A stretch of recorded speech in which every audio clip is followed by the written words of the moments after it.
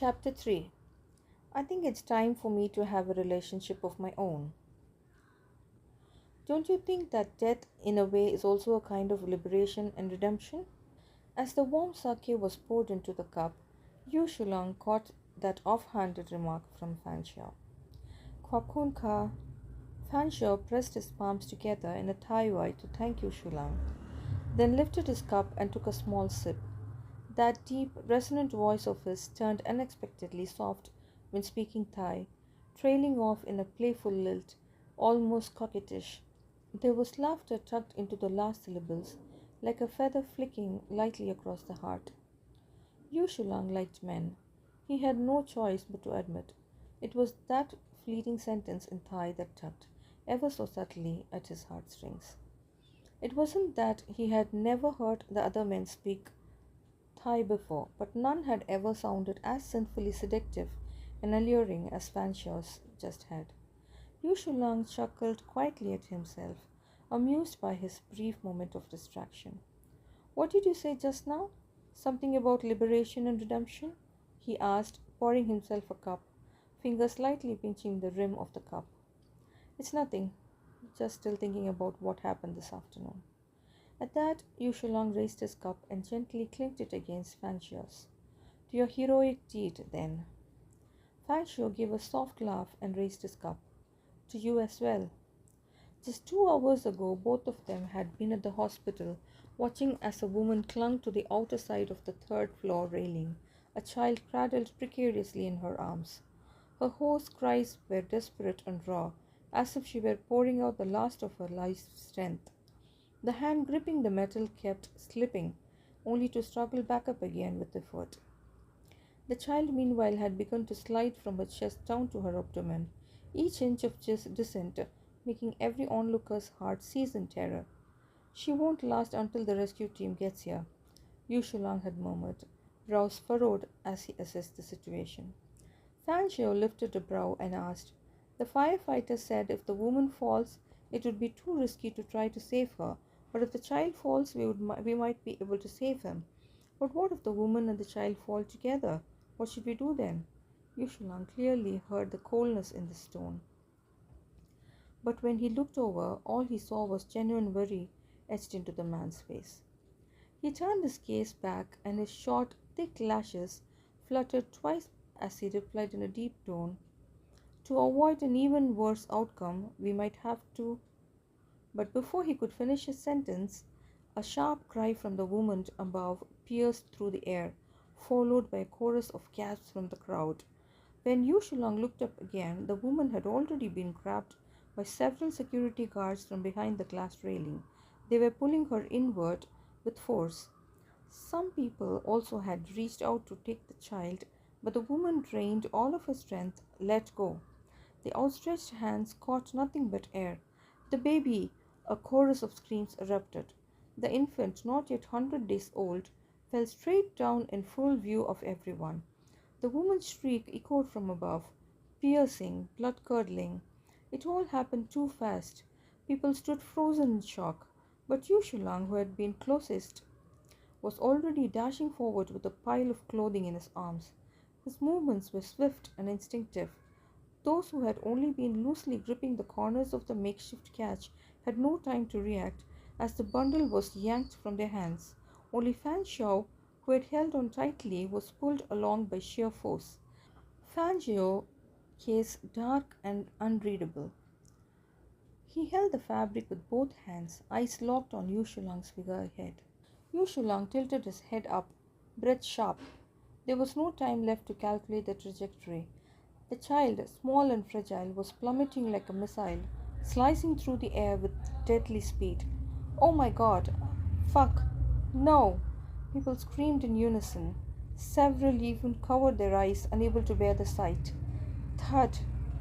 A dull, heavy sound broke the air, and in an instant the usually noisy hospital fell deathly silent. The sound of breathing, heavy and rapid. The only thing Yu Shulang could hear was his own breaths, ragged and fast, heavy in the stunned stillness. His mind went blank with the aftershock of tension. The only thing in his vision was Fan Xiao, who was also breathing a little harder than usual.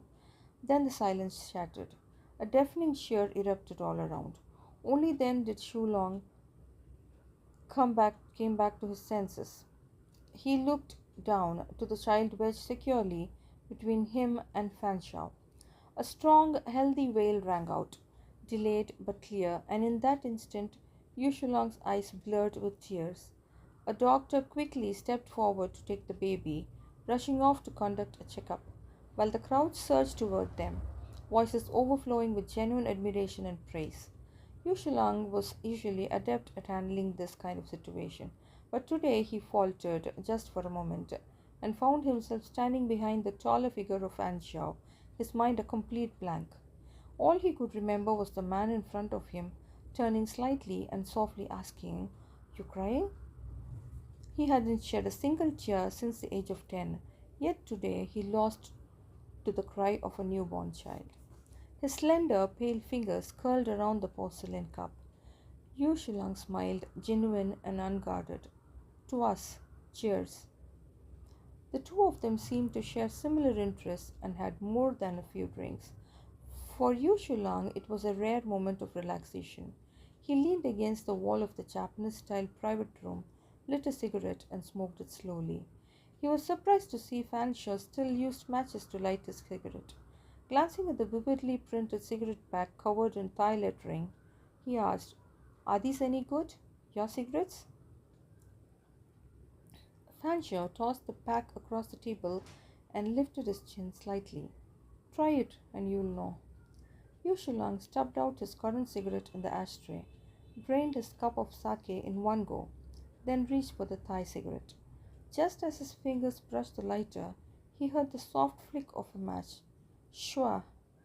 And saw Fanshawe strike one, extending the dancing flames across the table toward him. The faint scent of gunpowder rose from the burning matchstick. The old-fashioned gesture, done in the present day, lent an unexpected touch of solemnity to the ordinary act of lighting a cigarette. Through the bluish glow of the flame, Yushulang glanced at Fanshawe before finally leaning in, cigarette between his lips. Fanshawe extinguished the match with a flick. Watching Yushulang exhale a long stream of smoke, he asked, "How is it? Good?" Yushulang was about to nod but paused. Instead, he shook his head slightly and smiled. "I can't get used to it. It has a strong scent of rouge." According to Yu Shulang's way of dealing with people, he normally wouldn't be so blunt, especially about something as trivial as a gifted cigarette.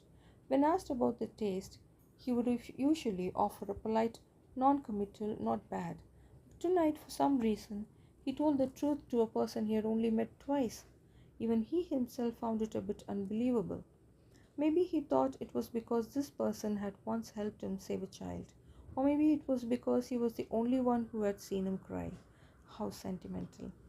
Yu Shulong laughed at himself in quite self-mockery, brushing aside the fleeting, boring thought that had just surfaced in his mind. Suddenly, the phone rang in the private room. Yu Shulang glanced at the caller ID. It was Lu Shen. Just as he was about to get up and answer it outside, Fanshawe stopped him with a subtle gesture. The man gave his shoulder a light pat and said in a low voice, "I'm just heading towards the restroom. No need for you to move." Yu Shulong found himself appreciating the thoughtfulness of Fanshawe. He was usually the one being considerate towards others. So being on the receiving end of someone else's consideration for once didn't feel too bad. Lucian had just gotten off work. He was a commercial model, relatively unknown, with little name recognition in the industry. However, having only graduated from university last year, he was still new to the field and remained full of hope and dreams for the future. The personality of Lucian was bright, lively, and unrestrained, which complemented the calm and meticulous Yu Shulang perfectly. The two had first met 3 years ago at a promotional event hosted by Yu Shulang's company. Lucian, still a university student at that time, had been one of the many models invited to participate.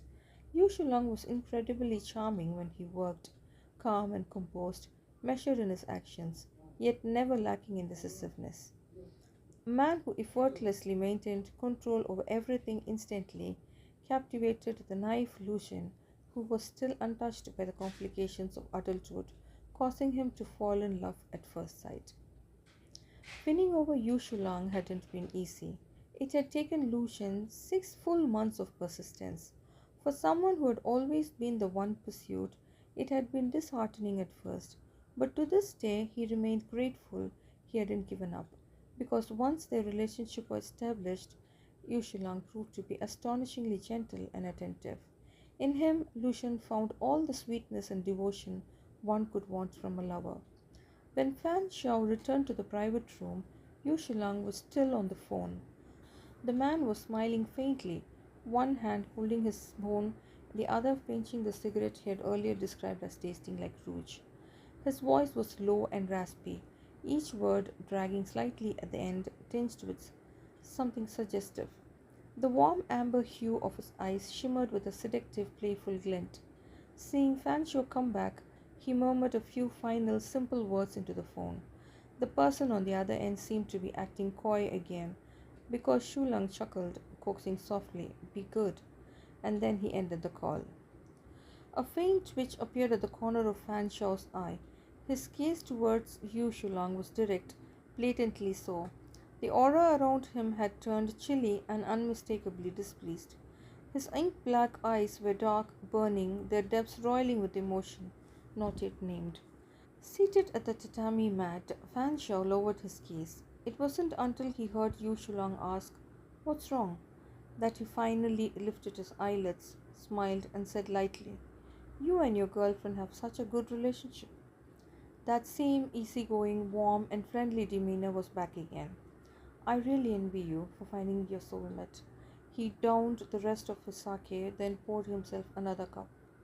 Yu Shulang chuckled and replied, "Soulmate? That's a bit of an exaggeration." "Do you love her very much?" Fanshawe seemed to genuinely enjoy the topic, pressing further with interest. Yu Shilang was momentarily stunned. He wasn't someone who spoke of emotions openly, and due to his sexual orientation, he had never discussed this topic with anyone. Yeah, he gave a vague reply, intending to brush past the subject quickly. But Fanshawe let out a sigh, like an old friend commiserating. "Aye, looks like I'm the only one still single." Yu Shulang flicked the ash from his cigarette, unconcerned. "You must be too picky." Fanshawe didn't refute it, instead accepted it with a smile. "That's also a reason. Perhaps the atmosphere was too relaxed, or maybe the alcohol starting to take effect."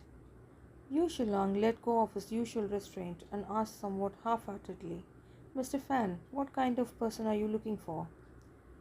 Most of the dishes on the table were cold, as is common with Japanese cuisine. Only the sukiyaki pot was still steaming gently between them. Fanshawe's smile faded. He looked across the soft mist rising from the broth and met Yu Shulang's eyes directly. "I think your girlfriend is pretty good," he said. All of a sudden, the two fell silent. In Yu Shulang's gaze, Fanshawe saw a subtle shift, faint displeasure and confusion. The man's fingers, still wrapped around the sake cup, began to tighten slightly, the knuckles turning white. It was only then that he smiled again and added, "Did I express myself incorrectly? I don't speak Mandarin often, so I keep making embarrassing mistakes. What I meant was, your girlfriend must be amazing. I believe in your judgment. If she has a sister, could you introduce her to me?" This explanation felt a little far-fetched. At least so far, Yu Shulang couldn't recall Fanchio ever making a language mistake that caused embarrassment, except for this time. But with no better way to explain the strange feeling that had once again surfaced in his heart, he had no choice but to believe it was just a slip of the tongue, not a deliberate provocation. He raised his cup and said lightly, "What a pity, he doesn't have a sister." The dinner came to an end, and both of them were slightly tipsy. They parted ways outside the Japanese restaurant, each getting into their respective car after calling for a designated driver. The moment the car door shut, the slight tipsiness lingering in Yu Shulang vanished completely. This was part of his personal philosophy. When drinking with others, if they got drunk while he stayed clear-headed, It wasn't just a show of control, it was a kind of subtle dominance, but it was also a form of social alienation. After all, no one likes having their ugly drunken state remembered by someone unless the person remembering had also been drunk. Therefore, as long as it wasn't a business dinner where he was required to stay sober, Yu Shulang would usually match the other person's level of inebriation when attending a banquet. For example, tonight, since Pancho was slightly tipsy, he was also slightly tipsy. Meanwhile, in the other car, Pancho no longer appeared the least bit intoxicated. Inside the dim vehicle, only the small ceiling light was on. The overhead glow outlined the sharply defined contours of the man's face, illuminating the arch of his prominent brow and the bridge of his nose, while his eyes remained hidden in the depths of shadow. Find out who Yu Shulang's girlfriend is, he said, the corners of his lips curling into a smile from within the shadow. I think it's time for me to have a relationship of my own. End of chapter 3. Chapter 4. What does your lover call you? It was a bit hot. Lucian had thought that for the fourth time as he sat inside the luxurious art studio. He wiped his neck, his skin already coated with a fine sheen of sweat. It was May, and the seashore flowers outside the window had already bloomed to their fullest, yet the heater in the room he was in was still running. Lucian checked his watch again.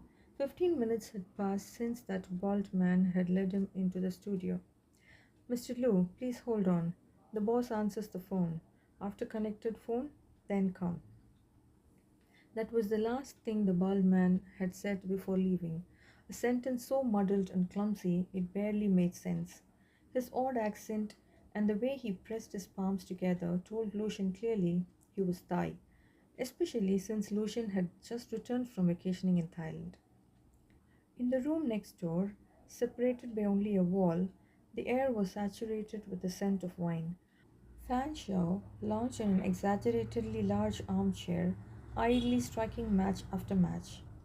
With a schwa, a flame leapt to life, bright and sharp, burned steadily, then slowly dimmed, finally extinguishing into nothing until only a twisted, charred wooden stick remained.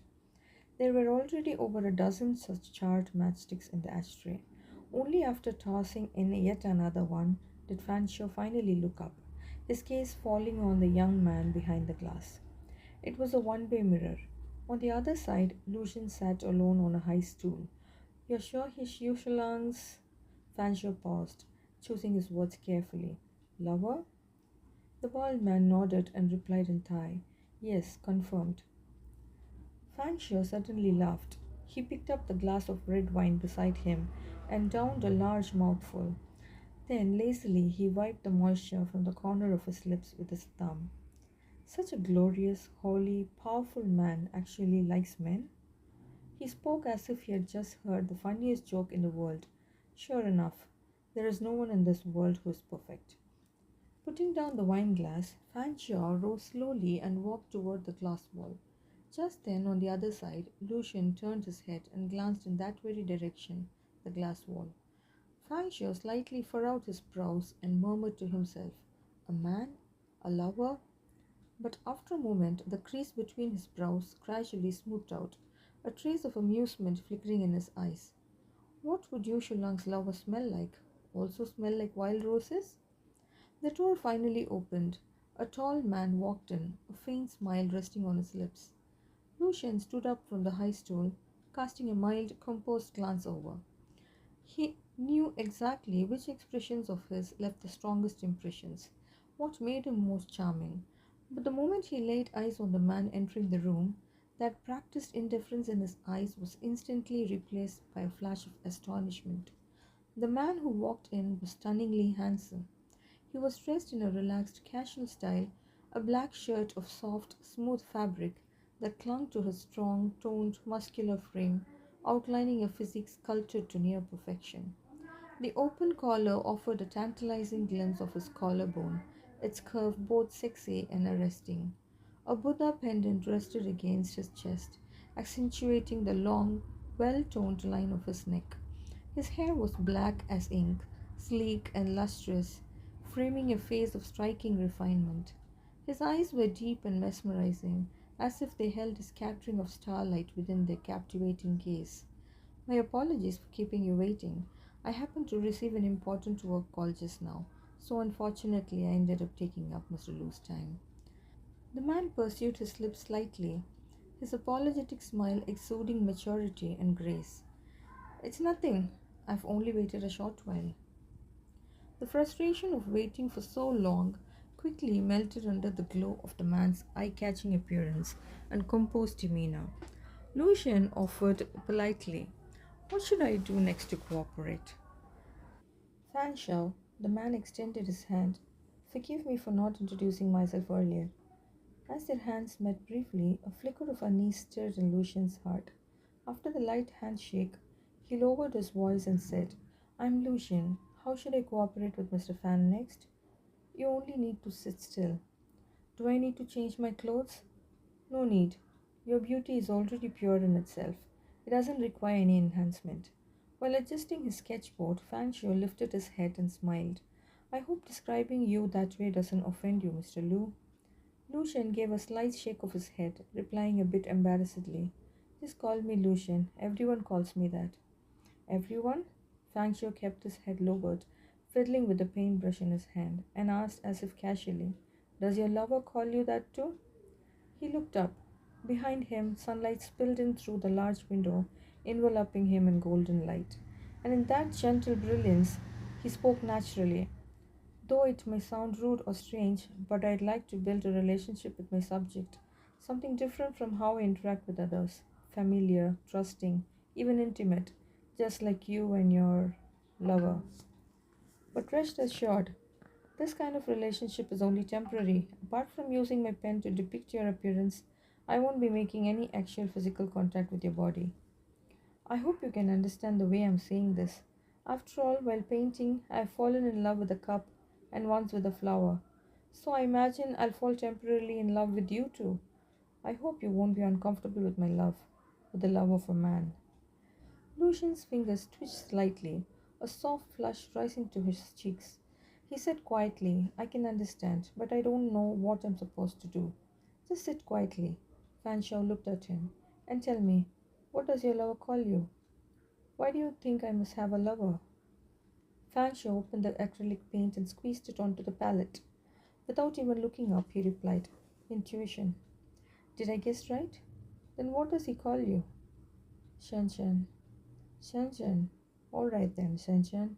Now straighten your back, turn slightly to the side on the chair, and look toward that mirror.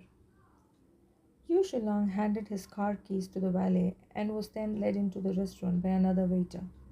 Accompanied by soft, relaxing music, he spotted Lucian, who was dressed exquisitely today.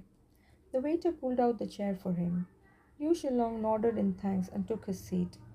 After they ordered and the waiter departed, he smiled and asked, did I forget some important occasion? What's with choosing such an expensive restaurant for dinner?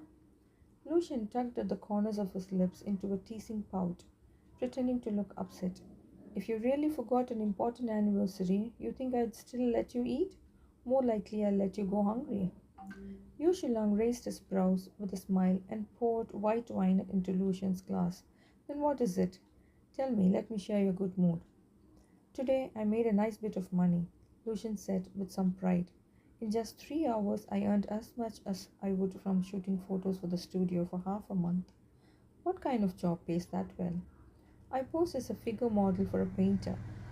As he was unfolding the napkin onto his lap, Yu Shulang's hand paused for a split second, but he quickly recovered from his composure.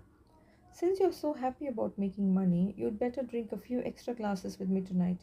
Don't get tipsy after just a while. If I get drunk, won't you just do whatever you want with me? Yu Shulang took a sip of wine and smiled as he nodded. That sounds like a good suggestion. Lucian leaned forward, resting his chest on the table, and lowered his voice to ask, you're thinking I went and posed as a nude model, aren't you? Yu Shulang's fingers lightly traced the stem of his wine glass as he replied in a deep voice, I think you have your own judgment, and whatever decisions you make will certainly be in your own best interest. Lucian rolled his eyes. Can't you just ask me directly? always keeping it buried inside and guessing. Aren't you exhausted? I just didn't want you to be embarrassed. Yu Shulang didn't deny it. So you didn't do that? Of course not. I wouldn't take my clothes off for just a bit of money. Lucian gave a snort. I was wrapped up from head to toe and sat on a stool for 3 hours. Yu Shulang reached out and gently squeezed Lucian's hand. Was it tiring? Not exactly tired, just hot. As if the warmth still lingered in his body, Lucian unfastened one of the buttons below his collar. It wasn't cold at all in there, and yet he insisted on blasting the heat. The steak had already been served on the table.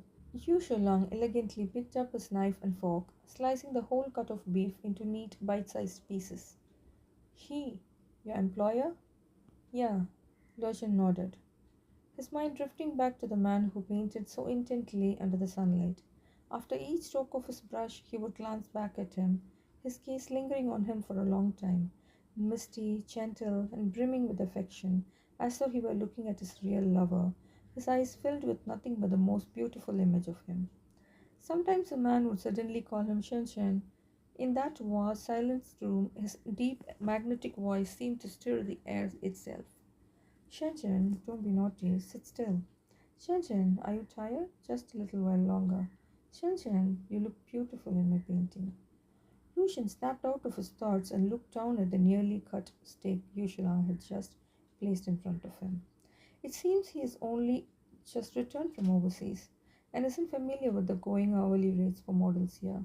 I really lucked out this time. There might not be such a good deal next time. Lively and cheerful by nature, Lucian raised his glass with a bright smile. Let's not dwell on it. Once it's better than never. Come on, let's toast to the beauty of tonight. Yushulang lifted his glass as well, his eyes brimming with love, to the beautiful you tonight. Lucian bit his lower lip, his cheeks flushed. In a soft voice, he asked, Want to come over to my place tonight?